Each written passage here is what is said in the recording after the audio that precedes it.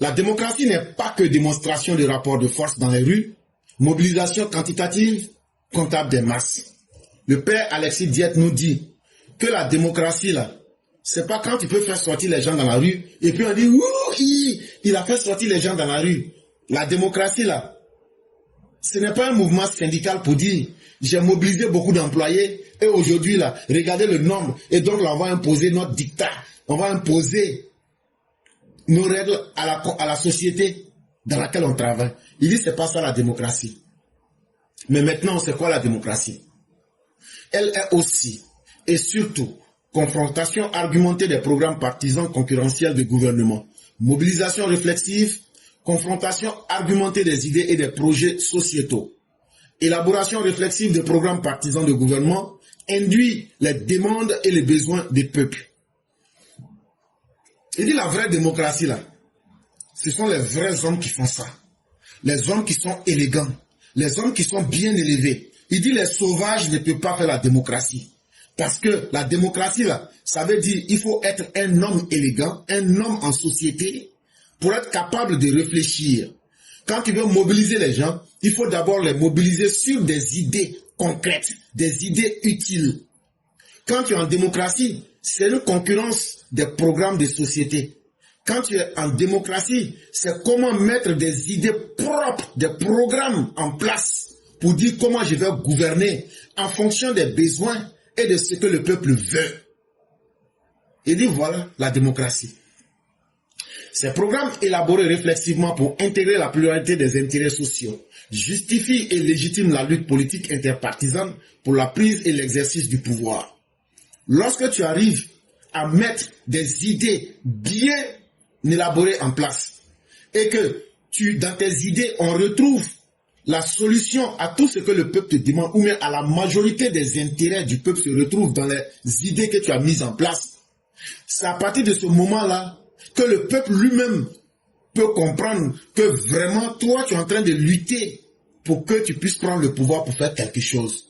Mais toi tu dis que tu es en train de lutter pour le pouvoir, mais tu ne prends pas en compte ce qui est important pour le peuple. Dans ta politique, pour prendre le pouvoir, tu ne justifies pas pourquoi toi tu veux venir prendre le pouvoir et puis exercer le pouvoir. Mais en ce moment, tu es un bandit. Tu es un voyou qui veut venir prendre le pouvoir pour s'asseoir et puis maintenant manger cuisse de poulet, boire jus d'orange et puis maintenant chercher femme et puis rouler dans la voiture et puis dormir pour se réveiller à 14h30. Il dit ça là, ça c'est pas un homme d'État.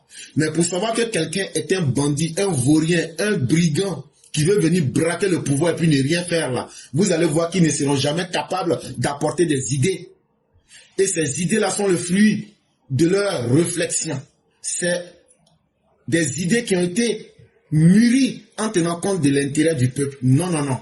Eux, ils sont là seulement pour crier. Ils pensent que le pays là, c'est une compagnie. C'est un bureau de travail où plus les employés sortent pour crier qu'ils ne sont pas contents, ça veut dire que le pays va bien et qu'eux sont des vrais politiciens. La réflexion, la pensée critique est la digue protectrice de la démocratie. Pour protéger la démocratie, là, il n'y a pas deux solutions. Il faut des gens qui réfléchissent, qui apportent des solutions. Et puis, il faut permettre aux populations de pouvoir réfléchir et se poser des questions. Voilà les deux choses qui protègent la démocratie. Si vous voyez que la démocratie ne fonctionne pas dans les pays de l'AES, c'est parce que les gens sont analphabètes. Et un analphabète ne sait pas ce que c'est que la pensée critique, n'a pas la capacité de se questionner sur ce qu'on lui offre ou même de ce qu'il voit. Il n'a pas la capacité de réfléchir. Alors que savoir réfléchir et savoir se questionner sur ce que tu vois, c'est ça qui permet à l'homme d'être libre et de pouvoir faire des choix. Et c'est ces choix qui fondent même la démocratie. Car elle permet de convertir en chaque citoyen l'opinion en opinion raisonnée, dont dépendent la légitimité du nombre des voix et la protection de la cité contre l'arbitraire du pouvoir. Le père Alexis Diet nous dit que le pouvoir, là, si il ne trouve pas des populations assez intelligentes en face de lui, si le pouvoir ne trouve pas des gens suffisamment intelligents qui réfléchissent, celui qui est au pouvoir va toujours abuser du peuple. C'est toujours comme ça. Il n'y a pas de mystère dans la vie. Une fois que celui qui vous dirige, c'est-à-dire le peuple ne réfléchit pas beaucoup, il va abuser de son pouvoir. Et donc pour que quelqu'un n'abuse pas de son pouvoir, chaque citoyen, ce qu'il pense là, ça doit être le fruit d'un raisonnement, d'une réflexion. Il faut que chaque décision qu'il prend, il est d'abord réfléchi et il se dit, vraiment, ma décision est basée sur la légitimité que j'ai réfléchi. J'ai questionné la situation et le résultat que j'ai obtenu là, c'est ce qui me permet aujourd'hui d'accepter ceci ou de ne pas accepter ceci. Sinon, si vous ne réfléchissez pas de cette façon-là, ceux qui seront au pouvoir vont abuser de vous parce que vous êtes des ignorants. La crise de la démocratie, dans la démocratie d'opinion, son dévoiement dans le populisme vient de la crise de la réflexion qui ouvre la porte à la désinformation, à la manipulation des peurs et des pulsions élémentaires dans le populisme. Il dit il n'y a pas de secret. Il dit si vous voyez que dans la démocratie, il y a des limites et que les populistes peuvent avoir leur mot à dire dans la démocratie, c'est parce que il y a un manque de capacité de réfléchir. C'est parce que les citoyens ne sont pas capables de prendre leur cerveau pour dire mais ce qui se passe là, c'est comment? Et est-ce que c'est vraiment c'est faux? Il dit à partir du moment où les civils que nous sommes incapables de faire cet exercice-là, mais c'est là que ceux qui sont des spécialistes en désinformation vont réussir à vous manipuler. Ceux qui sont des manipulateurs vont utiliser les éléments qui peuvent vous faire peur. Ils vont utiliser le mensonge pour réveiller en vous tous les sentiments primaires. Comme quoi, par exemple, on m'a dit qu'il y a des gens qui vont venir vous attaquer. Nous, on ne cherche pas à comprendre, on ne réfléchit pas. On se va attaquer ceux-là. On dit que si vous ne venez pas là, ceux-là vont prendre le pouvoir. Quand ils vont prendre le pouvoir là, ils vont prendre toute l'économie. Voilà ce que les gens font pour vous tromper. Ça, ce sont des sentiments et des stratégies de manipulation, de désinformation pour réveiller à vous la peur. Attends, moi je vais être dans ma tribu pour protéger moi et puis tous ceux qui parlent la même langue que moi. Attends, je vais aller vers ceux avec qui je partage la même religion. Attends, je vais aller dans mon groupe ethnique. C'est fait exprès. Si vous voyez qu'ils ne veulent pas vous donner de programme de société, leur vrai programme de société, c'est parce que eux-mêmes là, ils ne veulent pas que vous réfléchissez. Et pour que vous ne réfléchissez pas, il faut qu'eux créent des désinformations. Il faut qu'ils vous manipulent. C'est ça qui est leur vrai projet de société. Et quand c'est comme ça, ils vont toujours vous faire peur. Et plus vous aurez peur, vous serez incapable de réfléchir. Et quand vous serez incapable de réfléchir, vous devenez plus ignorant. Et plus vous êtes ignorant, eux, ça leur permet de prospérer dans leur politique et de vous manipuler davantage. Que faire donc pour rétablir dans son principe de cahier des charges problématique populaire? Mais quand c'est comme ça, qu'est-ce qu'on doit donc faire pour que la démocratie, chacun puisse rendre compte dans la démocratie? Comme si on avait un cahier des charges où chacun vient, il écrit un programme. Quand il est au pouvoir, il vient pour rendre compte au peuple. Et puis le peuple même s'assoit pour dire, oui, quand il était au pouvoir, voilà ce qu'il a fait, qui était bien. Quand il était au pouvoir, voilà ce qu'il a fait qui n'était pas bien. Quand vous prenez le PDCI, le PPACI, le FPI, le MGC, le COGEP, le GPS et toute l'opposition aujourd'hui, la chose qui leur fait le plus peur, quand on leur dit, venez rendre compte, comment vous pouvez diriger un pays pendant 11 ans, et vous dites, non, faut pas, on va vous demander, qu'est-ce qui a marché quand vous avez dirigé pendant 11 ans? Vous avez eu le destin de millions d'hommes pendant 11 ans, et vous ne voulez pas qu'on vous demande qu'est-ce que vous avez fait qui soit bien, ou bien qu'est-ce que vous avez fait qui n'ait pas été bon. C'est parce que ils ont confiance en l'ignorance qu'ils ont installée à l'intérieur du peuple. Ils ont confiance au tribalisme. Ils ont confiance au vol. Quand ils vous disent l'argent ne circule pas, c'est une manière de dire quand on va revenir là, si vous nous supportez là, on va vous donner quelques miettes. Et il y a des gens qui croient en ça. Il y a des gens, on crée travail. On crée les conditions du travail. Et ils disent non, Gbagbo dit quand il va venir là, on va pas avoir besoin de travailler. On va nous donner l'argent cadeau. On va aller boire bière à la rue Princesse. Et puis après là, les poclets qui seront là, on va aller derrière elle. Et puis après on rentre chez nous à la maison. Pour eux, c'est ça qui est la vie. Parce que on les a mis dans cette condition-là pour pouvoir mieux les exploiter. Et une personne qui est comme ça ne réfléchit pas. Et donc une personne qui est comme ça ne peut pas savoir comment la démocratie fonctionne. Et C'est pourquoi on peut appeler ces gens de personnes pour leur dire, il faut aller brûler bus, il faut aller parler mal, il faut faire ceci. Tout ce que vous voyez qui sont en prison aujourd'hui là, c'est par ce mécanisme-là qu'ils ont été manipulés. On leur a fait des promesses. Le PPACI, le PDCI, ils leur ont fait des promesses. Si vous faites ce qu'on vous a demandé là, vous allez avoir à manger gratuitement, à boire gratuitement. Et aussi, ils se sont laissés aller dedans. Et aujourd'hui qu'ils sont en face de la réalité, voilà ça maintenant dans leurs mains. Le mandat électoral démocratique est programmatique par définition. Mais pour vraiment être en démocratie, il n'y a pas deux solutions. Si tu veux être chrétien, tu vas te baser sur la Bible. Si tu veux être musulman, tu vas te baser sur le Coran. Quel que soit ce que tu veux, c'est comme ça. Si tu veux être commun, tu vas te baser sur ton fétiche. Dans la vie, là, chaque chose a sa manière d'être faite. Si tu dis que tu es un démocrate, ou bien qu'on est en démocratie, là, si toi tu n'es pas capable de montrer un programme, depuis quand on peut construire une maison sans plan? Chaque jour quand on se lève, ce qui rentre dans la tête, on s'en va appliquer. Maison là, 1, ça ne va jamais finir. 2, ça ne sera jamais bien fini. Et 3, tu vas dépenser inutilement. C'est dans ça justement les opposants veulent nous maintenir. C'est-à-dire, eux voient la politique comme tontine. Comme toi tu as fait 5 ans là, dans leur tête là, c'est pas l'alternance programmatique. C'est pas une alternance qui est justifiée par la résolution des problèmes du peuple. Non, non, non, non, non, non, non. Eux ne disent pas, il faut quitter là pour que moi je vienne pour mettre mes idées en place. Eux ils disent, comme toi tu as fait 5 ans là, il faut quitter. Moi aussi je vais venir bouffer avec mon groupe. Donc on va faire tontine pour sucer le pays, pour sucer l'économie du pays. Là quand c'est comme ça là, si nous on a fait 5 ans, vous aussi vous venez faire 5 ans. Donc là, si c'est comme ça là, le pays là, chaque groupe va se former et maintenant on va faire rang pour venir sucer le pays. Si on doit sucer le pays là, qu'est-ce qui va rester pour les générations à venir? Eux là, c'est pas leur problème. Eux, ce qui les intéresse là, c'est comment eux peuvent bien vivre. Ceux qui vont venir après là, même s'ils meurent là, c'est pas leur problème. Sans programme politique et économique et sans projet sociétal, la notion de mandat électoral démocratique est dépourvue de sens. Donc là, quelqu'un qui dit lui là en politique, mais qui dit la politique c'est simplement oh, toi que je m'y mette, faut quitter, je vais m'asseoir. Il dit mais à partir du moment où c'est remplacer des hommes à la tête de l'État, mais des gens qui n'ont aucune idée, qui n'ont rien à faire, qui ne peuvent rien donner au peuple. Comme dans le cas du Sénégal.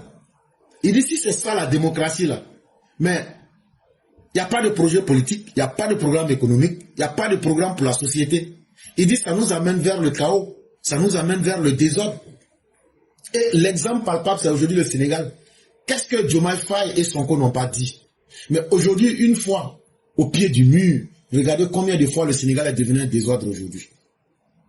Le concept de mandat politique démocratique signifie que le peuple, par la voie des urnes, un cahier des charges programmatique et sociétal, à un parti ou à un acteur politique pour réaliser en son nom les promesses économiques, politiques, sociales et culturelles partisanes en lesquelles les catégories majoritaires de ce peuple se reconnaissent, qu'il estime et qu'il juge incarner ses intérêts et défendre ses droits.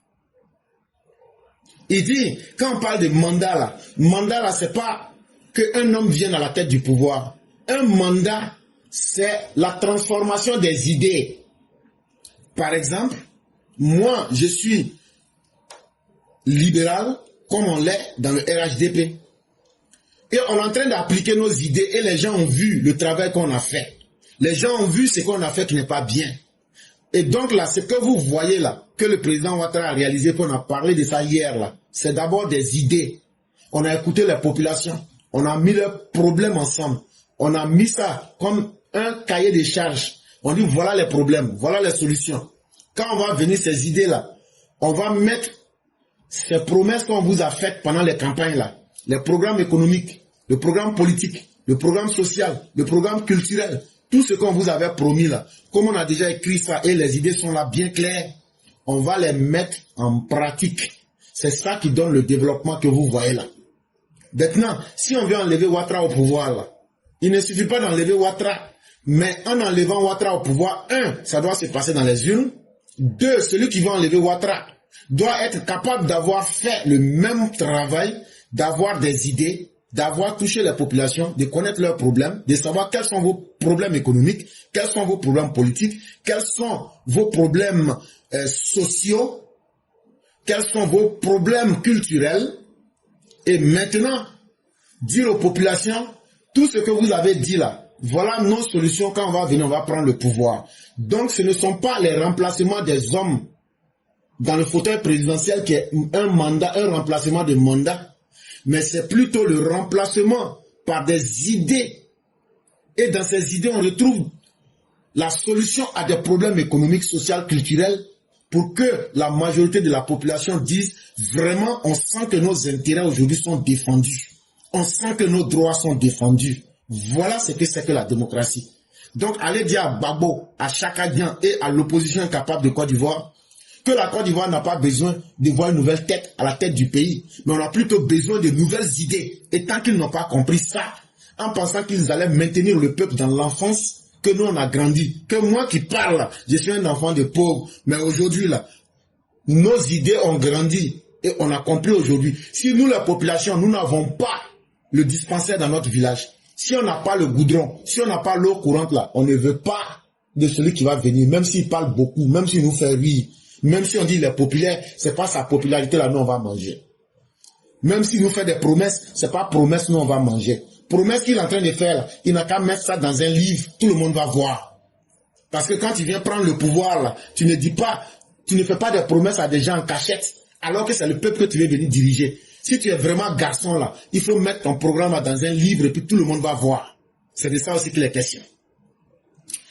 Le parti, en ce contrat, n'est que le mandataire, le réalisateur provisoire d'une commission politique du peuple, d'une charge confiée par le peuple, auquel il doit rendre périodiquement compte durant les échéances électorales. Et ce que beaucoup de politiciens en Côte d'Ivoire ne savent pas, c'est que vous êtes les représentants du peuple. C'est le peuple qui vous envoie en commission. Quand on vous donne un mandat, quand on vous élit là, quand on vous vote là, c'est une commission qu'on vous donne. C'est pour dire, voilà nos problèmes. Il faut chercher à les régler. Et donc là, les élections, ce n'est pas la lutte, c'est pas palabre, c'est pas niaga. Élection là, c'est comment venir pour montrer une nouvelle idée. Et c'est pourquoi chaque fois, comme nous sommes des hommes, les situations peuvent changer. On se donne un moment, soit 5 ans, soit 7 ans, en fonction des pays, ou même 4 ans. Et puis, on vient voir, en 4 ans, qu'est-ce qui a marché, qu'est-ce qui n'a pas marché. Ce sera une élection. On vient de façon périodique pour faire le bilan. Le bilan qu'on vient faire là, ce jugement-là, c'est le peuple qui s'en va dire on est d'accord, mais on n'est pas d'accord. C'est ça qu'on appelle élection. Sinon, c'est pas se mettre dans la rue et puis crier là, qu'il y a élection, mais qu'il y a démocratie. C'est pas que quand tu fais sortir beaucoup de personnes dans la rue, que tu es un démocrate. Tu es un bandit. C'est ce que ça veut dire. Le programme politique et le projet sociétal qui fait l'objet de la délivrance d'un mandat populaire n'est pas et ne doit pas être un ensemble de mots d'ordre et de stratégies de pouvoir partisan imposés de haut en bas au peuple. Quand tu dis que tu es un vrai politicien, là,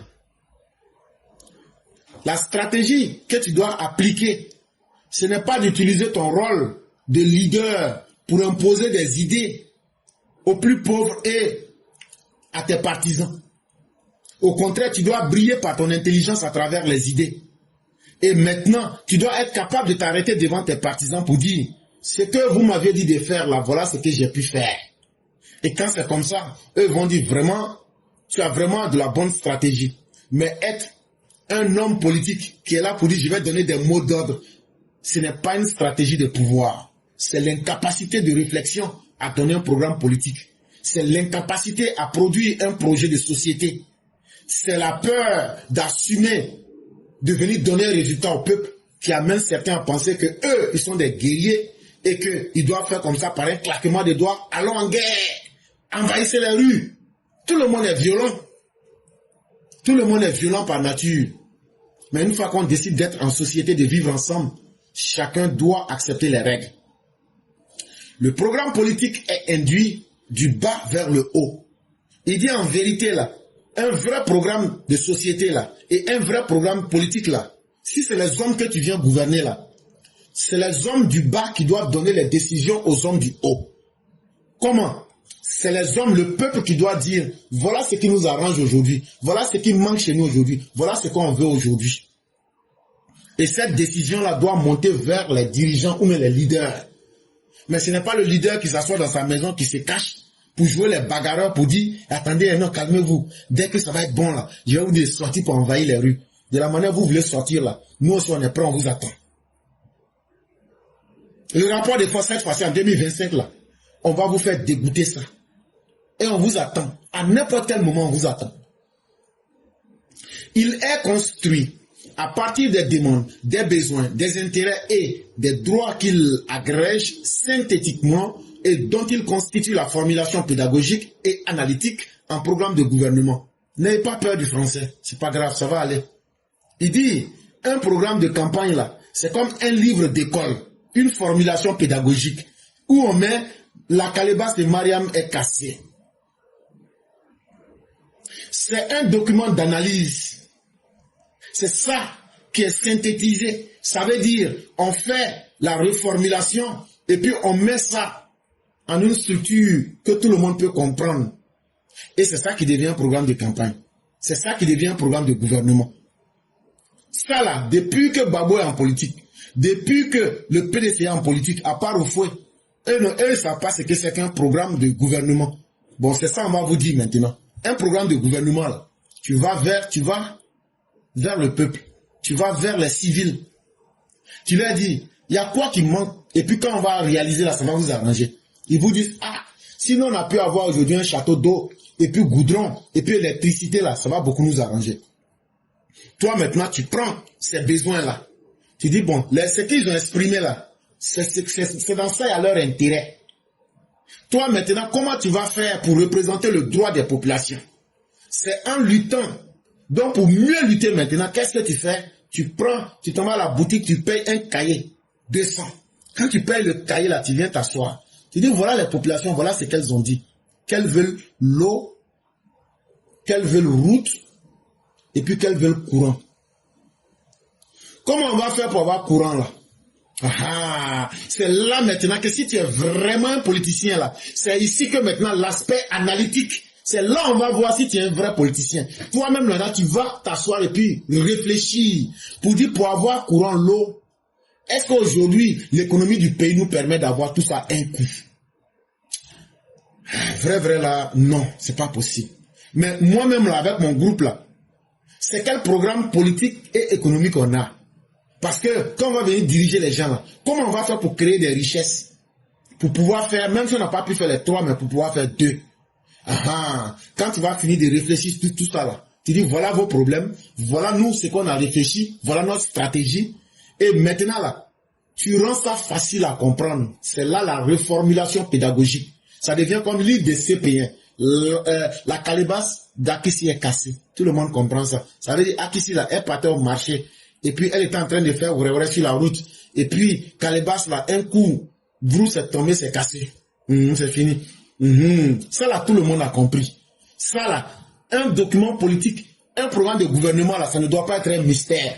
Regardez comment hier je vous ai expliqué de 2011 à 2025. Regardez comment j'ai expliqué, je prends des exemples pour que les gens voient. Ça ne doit pas être un mystère, ça doit pouvoir s'expliquer. Et quand ça s'explique, ça devient comme un livre d'école, ça devient un document didactique, ça devient un document pédagogique, un document d'enseignement, comme ce que le RHDP est en train de faire actuellement. Le mandat électoral démocratique est donc un cahier de charges politique. Donc, il dit, ce qui fait peur à nos opposants là, ils ne veulent pas prendre d'engagement vis-à-vis du peuple. Parce que quand tu fais un programme politique, c'est comme si tu avais pris un pacte avec le peuple. Tu as été un cahier de charges pour dire voilà ce qu'on a fait, ou même voilà ce qu'on va faire, ou même voilà ce qu'on n'a pas pu faire. C'est ce que les opposants ne veulent pas faire parce qu'ils ne veulent pas faire du bien. Parce qu'ils veulent toujours rester dans Yuruku. Pour que eux là, avec leur famille là, eux n'ont qu'à toujours réussir. Pour que eux puissent se moquer de nous. Bon, c'est tout ça là qui est terminé maintenant.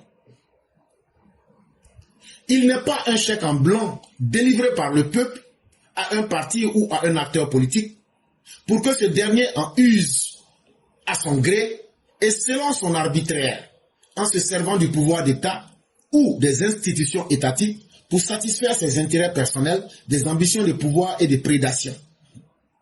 Quand on te donne le pouvoir là, C'est pas parce que le peuple est bête qu'on dit, ah, comme nous, on connaît rien là-haut. Il faut faire tout ce que tu veux. Tout ce que tu fais là, nous, on est d'accord. Tu sais, il faut faire ce que tu veux. Ah, une fois que vous laissez une personne être en confiance pour lui dire, tout ce que tu fais, nous, on est d'accord parce qu'on t'aime. Tout ce que tu fais, nous, on est d'accord parce que tu es populaire. Tout ce que tu fais, nous, on aime parce que toi, tu es notre fils. Ah, vous savez ce que votre fils que vous aimez là-bas vous fait? Il va abuser du pouvoir. Il va voler votre argent. Il ne va pas construire votre route. Il ne va rien réaliser pour vous. Mais c'est à qui la faute? C'est à vous-même. Parce que vous ne lui avez pas demandé de se comporter comme un vrai politicien. Vous ne lui avez pas montré que vous êtes intelligent. Vous ne lui avez pas montré que vous aussi, vous avez des besoins. C'est pourquoi lui s'est amusé, il vous a trompé, il est venu s'asseoir sur vos textes. Et aujourd'hui, là, il est en train de se servir de vous pour arranger ses intérêts personnels, pour remplir ses comptes en banque, pour essayer d'aider ses copines, et puis surtout pour voler votre argent, pour compliquer vos vies avec la vie de vos enfants. On a malheureusement interprété dans ce sens oligarchique et patrimonialiste la signification du mandat électoral démocratique sous nos latitudes postcoloniales africaines. Malheureusement, en Afrique, les gens ont pensé qu'un mandat politique, c'était la présence d'un homme au pouvoir pendant 5 ans. Quand quelqu'un est là pendant 5 ans en Côte d'Ivoire, c'est qu'il a fait un mandat. Mais dans le mandat que tu as fait pendant 5 ans, là, tu as réalisé quelle idée? Un mandat, ce n'est pas la présence d'un homme à la tête du pouvoir. Ce n'est pas que quelqu'un a été président pendant 5 ans, c'est pas ça un mandat. Un mandat, là, c'est en 5 ans, quelles sont les idées que tu as fait, réaliser, les promesses que tu as faites, et puis ça a arrangé le peuple, là. C'est ça qui est un mandat. Donc là, tu dois rendre compte au peuple. Quand tu rends compte au peuple, là, c'est là qu'on dit qu'il y a un mandat. Sinon, ce n'est pas le nombre d'années. Le nombre d'années n'est pas important s'il n'y a pas de travail qui est fait. On peut faire 1000 ans. Mais si pendant 1000 ans, il n'y a pas eu d'idée, il n'y a pas eu de travail, et on a changé 1000 hommes, on se retrouvera toujours au point de départ. Et donc là, les mandats électoraux démocratiques n'auront pas leur sens. Mais malheureusement, nous on a compris dans nos pays africains qu'un mandat, c'est enlever un homme pour mettre un autre. Après que sous l'ère des partis uniques, les pouvoirs partis au pouvoir trahir les promesses électorales de la lutte anticolonialiste, qu'ils se déconnectèrent des masses populaires et que, prévalu l'arbitraire du pouvoir, le mandat électoral est conçu comme étant un chèque en blanc populaire dont les partis et les acteurs politiques se disputent l'appropriation privée, sans programme et sans projet sociétal, induit des demandes politiques et économiques du peuple. Malheureusement, l'Afrique a connu, après la colonisation, on a connu les partis uniques. Ça veut dire, il y a eu une époque de l'Afrique où il n'y avait que le parti État. On appelait ça parti État. Comme le MPR au Zaïre, comme le PDCI en Côte d'Ivoire, comme le PDG en Guinée. On a connu tout ça, où on n'avait que la voix d'une personne qui comptait. Celui qui était au pouvoir était considéré comme un dieu. Et donc, à partir des années 90, avec le traité de la Baule, on va connaître le multipartisme. Mais le multipartisme est venu avec des espoirs. Que, il n'y aura plus les partis uniques avec les présidents Dieu. Que maintenant tout le monde pourra parler. Que maintenant tout le monde pourra dire librement ce qu'il arrange. Mais ceux qui sont venus en tant que les opposants ont trahi nos peuples d'Afrique. Ils ont trahi nos peuples d'Afrique parce que les peuples s'attendaient à ce que on efface les conséquences des partis politiques et de la colonisation et qu'on puisse évoluer réellement et qu'on puisse sortir de l'injustice du pouvoir sous les partis uniques, sous la colonisation. Mais qu'est-ce qu'on a constaté? Les opposants qui ont pris le pouvoir après les partis uniques, ils se sont enrichis, ils sont devenus des dictateurs locaux, ils se sont déconnectés des problèmes de la population et ils n'ont rien fait pour aider leur peuple, mais plutôt ils ont manipulé leur peuple. Ils ont donné de fausses conceptions, de fausses compréhensions de la politique. Pour eux, c'est quand tu peux donner quelques prébendes, un peu d'argent aux gens, les maintenir dans l'ignorance, et puis toi tu gardes toujours le pouvoir, et puis maintenant tu manipules le peuple, mais sans jamais répondre aux besoins politiques et économiques du peuple. Il dit, voilà la plus grosse trahison, que ceux qui ont pris les pouvoirs dans nos pays après les partis uniques, ils n'ont ni été capables d'effacer les mauvais souvenirs de la colonisation, Ils n'ont pas été capables d'effacer les injustices des partis uniques, mais ils sont venus pour encore approfondir les problèmes. Ils ont trahi nos peuples. Ils ont trahi l'espoir que les peuples avaient placé dans les hommes politiques africains. À l'ère des démocraties pluralistes, post-régime des partis uniques, les postérités de ces régimes de partis uniques ont prolongé cette conception calamiteuse de mandat politique. Et c'est là que vous voyez malheureusement, malgré qu'on ne soit plus dans les partis États, ce qu'on appelle les partis uniques, aujourd'hui il y a certains Africains qui en sont à se demander, est-ce que la colonisation même n'était pas mieux même? Si vous réfléchissez réellement, oui. Il y a des gens qui se disent, mais si on était sous l'ère des Blancs là, il y avait certaines choses qu'on réalisait qui arrangeaient tout le monde. Mais nos propres fils ont pris le pouvoir aujourd'hui dans nos pays africains, mais ils ne font rien.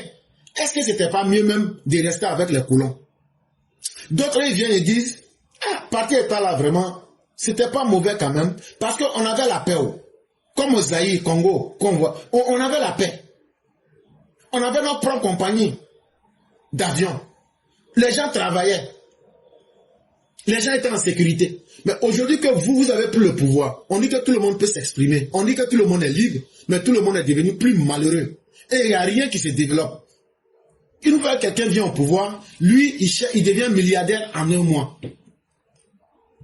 Il dit cette trahison-là, c'est ce qui a mis dans la tête des gens, comme c'est comme ça là. Donc vous qui nous avez trahis là, quittez, nous aussi on va venir nous asseoir. Et c'est cette conception calamiteuse de mandat qu'ils ont mis dans la tête des gens. Voilà comment leur fausse conception des mandats est née. Ah non, non, non. Comme nous tous on trahit maintenant le peuple, on s'en fout. Donc là, vous avez fait 5 ans, quitter. Nous aussi on va venir, nous on va bouffer puis on va partir. Voilà ce que les politiciens ont installé dans les mentalités publiques. Sur la base et sur un fond de trahison, chacun cherche maintenant à prendre le pouvoir pour manger, pour prendre son gâteau. Mais ce n'est pas pour venir aider le peuple. Et c'est nous, notre rôle de vous expliquer le piège dans lequel on a mis les gens. Et c'est eux qui sont partis dire, il faut me soutenir parce que je suis musulman. Il faut me soutenir parce que je suis chrétien. Il faut me soutenir parce que c'est moi le vrai fils du pays. Il faut me soutenir parce que c'est moi, je n'aime pas les étrangers. Ils utilisent ces termes-là pour vous tromper. Mais une fois qu'ils viennent au pouvoir, ils ne réalisent pas. Et c'est pourquoi vous avez vu, il y a beaucoup de partis politiques qui sont nés. Ah, le parti des hommes énervés du pays. Le parti des sans-voix. Le parti des hommes qui vont changer, le ciel va devenir la terre. Mais tout ça, c'est pour vous tromper. Est-ce qu'ils ont des idées? Non. Et donc, leur vraie idée, c'est qu'un homme quitte pour qu'un nouveau vienne, pour que ce nouveau-là, lui aussi va bouffer, piller l'argent du pays et puis ils vont partir. Là, chaque 5 ans, si on met quelqu'un de nouveau, tout le monde va manger et puis on sera content. Mais à force de manger là, l'assiette va finir par être vide. Elle a considéré que le mandat électoral est un chèque en blanc délivré au parti et à son chef pour que ces derniers ne usent arbitrairement et en abusent pour dominer le peuple et piller les ressources publiques. Donc, à partir de ce moment-là, qu'est-ce qui advient? C'est que les mandats politiques deviennent comme des chèques en blanc. Ça veut dire, on vous donne l'autorisation de venir. Vous, en tant que parti, avec votre chef, vous venez, tout ce que vous voulez là, vous faites. Donc, vous pouvez abuser du peuple, vous pouvez faire les charniers comme Laurent Gbagbo, vous pouvez faire violer les femmes, vous pouvez voler les ressources publiques, vous pouvez voler les caisses de l'argent, vous pouvez prendre l'argent du peuple, aller le donner à Chirac, vous pouvez prendre les Angolais, les incruster dans l'armée ivoirienne, vous pouvez aller prendre les Lima FS pour venir tuer les Ivoiriens en l'Ouest, vous pouvez prendre Sam Boukari, travailler avec lui, tu peux tout faire. Et donc, c'est parce que le peuple n'a pas été au rendez-vous de la responsabilité en étant capable de réfléchir que ces personnes viennent et ils imposent l'arbitraire, l'injustice. Et ça ne fait que frustrer le plus le peuple. C'est ce qui a provoqué les guerres civiles dans nos pays africains quand il y a eu le multipartisme. Est-ce que vous n'avez pas vu la multiplication des guerres civiles? Allez au Soudan par exemple. Le Soudan du Sud a été divisé parce que les Arabes maltraitaient les Noirs qui étaient chrétiens. Quand en 2012, on a séparé l'État et qu'on a le Sud-Soudan, mais qu'est-ce qu'on voit? Entre Salva Kiir et Machar, des frères s'attaquent alors qu'ils ont la même religion. Ils s'attaquent sur quelle base? Non, on n'est pas de la même ethnie. Il y a un qui sont mieux, il y a d'autres qui sont une autre ethnie. Et les deux, c'est leur faute. Parce que l'argument que c'est les Arabes qui maltraitaient les Noirs n'étant plus d'actualité, aujourd'hui, pour ne pas qu'on découvre leurs incapacités politiques, ils disent maintenant, on est tous chrétiens, mais on est de différentes ethnies. C'est justement ça qui a amené les guerres civiles à être multipliées dans le multipartisme. Parce que ceux qui ont pris les pouvoirs, ou même ceux qui voulaient le pouvoir, ont trahi nos populations en n'étant pas capables de montrer et de suivre la voie de la reddition, la capacité à rendre compte au peuple. Ils étaient des gens sans programme politique. Et qu'est-ce que ça a eu pour conséquence? Chacun est allé vers sa tribu pour dire, ah, pourquoi nous aussi on ne va pas manger aussi? Il y a longtemps, telle tribu est en train de manger, donc nous on va aller lutter pour manger aussi. Alors que quand c'est comme ça, là, ça devient le pillage des ressources, mais en même temps, ça devient la guerre des communautés pour pouvoir être à la tête de l'État. En conséquence de cette interprétation dévoyée du mandat électoral, l'affrontement politique démocratique pluraliste prend la forme d'une guerre civile interpartisane, des disputes anti-programmatiques pour la capture et le monopole des mandats électoraux. Et donc, naturellement, les luttes politiques ne sont plus des luttes d'idées, ne sont plus des luttes à travers des programmes.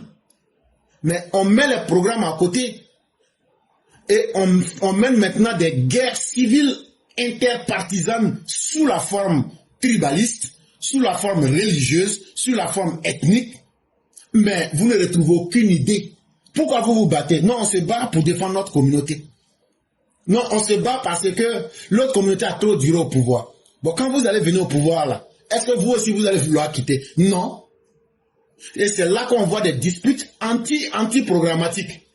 Ça veut dire, eux tous sont en train de lutter contre même les programmes. Pour que chacun ait le monopole, pour que chacun puisse dominer le pays, pour bénéficier des biens du pays. Dans cette dispute anti-programmatique, la représentativité sociale est remplacée par une représentativité ethnique, confessionnelle, régionaliste, qui fait appel aux fidélités lignagères et aux allégeances tribales.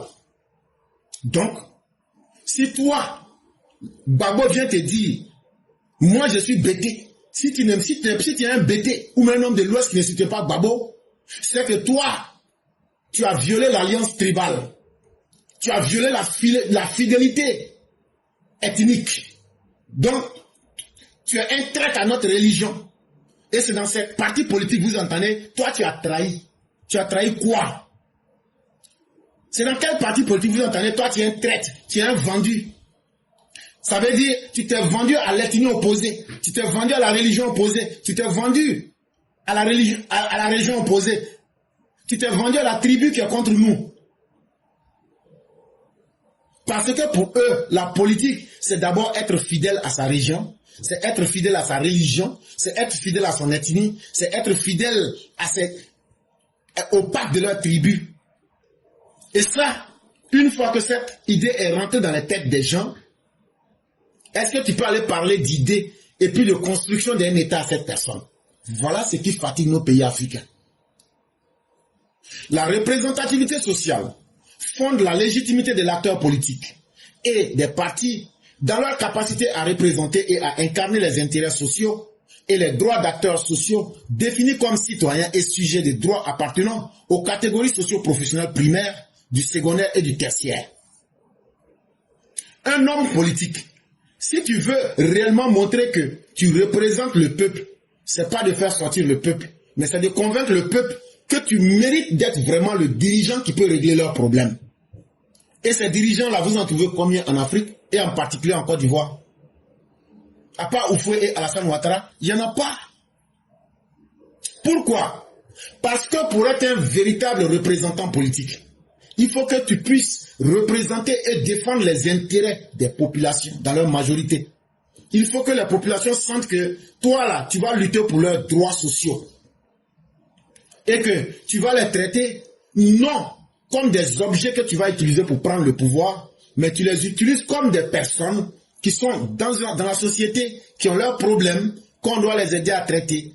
Et en fonction de là où ils se situent, tu mets quelque chose en place pour leur accorder de l'espoir. Voilà la légitimité d'un homme politique. La représentativité communautaire, au contraire, la légitimité politique sur l'appartenance ethnique, confessionnelle et régionale, priorise les allégeances personnelles, les fidélités lignagères et tribales et renverse la relation de l'acteur politique à l'acteur social en subordination, ce dernier en l'acteur politique. Mais malheureusement, si quelqu'un dit « Moi je vous représente parce que je suis le représentant des Djoula, je vous représente parce que je suis le représentant des Bété, je vous représente parce que je suis venu pour faire la promotion de la tribu Guébié, je m'appelle Krabé Niabé. » Bon, pour rentrer dans son parti là, le fait que tu es de la même ethnie que lui là, c'est comme si tu allais lui faire un pacte pour dire nous sommes là pour défendre les intérêts de notre ethnie.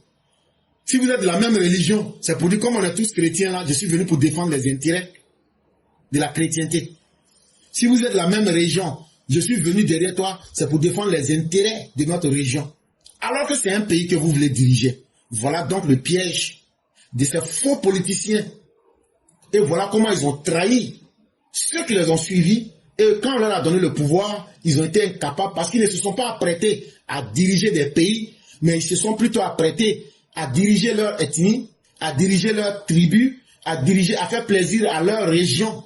Et c'est ça qui a toujours provoqué des injustices, comme dans le cas de Laurent Gbagbo, où, pour vraiment respecter son pacte, il va maintenant chercher à tuer les autres ethnies, à faire violer les autres ethnies, ou bien dans d'autres pays, on va chercher à faire des guerres civiles atroces pour mélanger le pays. Ce n'est plus l'acteur politique qui répond devant l'acteur social et lui doit des comptes au nom du cahier d'un charge mandataire démocratique. C'est au contraire l'acteur social, défini par son appartenance communautaire, qui répond devant l'acteur politique et lui doit des comptes au nom de la fidélité lignagère et des devoirs tribaux d'allégeance. Et qu'est-ce qu'on a constaté? On nomme les gens en fonction de leurs appartenances aux ethnies, on nomme les gens en fonction de leur fidélité à la tribu. Et qu'est-ce qu'on a constaté? Au lieu que ce soit les politiciens qui viennent pour dire voilà ce qu'on a pu faire pour tout le monde, on dit mais toi-même tu es de notre tribu, tu es de notre ethnie, tu es de notre religion, mais regarde comment tu t'es comporté. Pourquoi tu soutiens les autres là? Pourquoi tu réfléchis? Pourquoi tu ne restes pas fidèle à notre propre ethnie? Là quand c'est comme ça les choses se passent bien. La démocratie représentative pluraliste est ainsi corrompue à la base dans ses principes. Il dit voilà ce qui a détruit notre démocratie populaire dans sa base. Elle prend fatalement une forme communautaire, autocratique, oligarchique et patrimonialiste. Donc, en se basant sur les tribus, sur les lignages, sur les fidélités au groupe ou à la religion, nos partis politiques deviennent des partis qui représentent des communautés, des partis qui veulent imposer la dictature d'un groupe, des partis qui deviennent des groupes d'intérêt d'une partie de nos populations et des partis patrimonialistes où on est lié à nos propres fidélités selon notre appartenance. Pour sauvegarder la démocratie pluraliste représentative en Afrique, il faut la reconstruire en ses principes.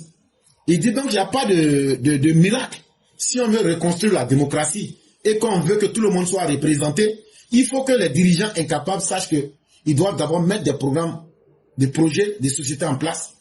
Dans ces projets, tout le monde doit être représenté en fonction des groupes d'intérêts socio-professionnels et non en fonction des groupes ethniques, religieux ou bien des groupes tribaux. Il faut rétablir l'identité nationale sur la citoyenneté et reconstruire le concept de mandat électoral en son sens de cahier de charges programmatique et sociétal citoyen pour le parti. Il dit les politiciens doivent se remettre à jour, arrêter de diviser les citoyens et de construire une identité nationale en mettant tout le monde dans le même moule, en mettant tout le monde au même pied d'égalité. Et comme ça, expliquer au peuple qu'un mandat, ce n'est pas seulement le remplacement d'un homme, mais c'est surtout le remplacement d'une idée et d'un travail et d'un bilan par un autre. Et quand tu finis ce bilan, tu dois être capable de venir rendre compte au peuple. Parce que c'est en société que nous vivons. Il faut fonder sur ce socle la légitimité politique des prétendants à l'exercice du pouvoir suprême en nos États postcoloniaux. Voilà donc la seule voie qui va permettre à nos politiciens non seulement d'avoir de la crédibilité et de la légitimité, mais ça va permettre au peuple de devenir plus intelligent dans ses choix et ça va permettre à ceux qui vont vouloir être nos dirigeants à se sentir plus à l'aise pour qu'on puisse aller faire des choix plus éclairés dans les urnes.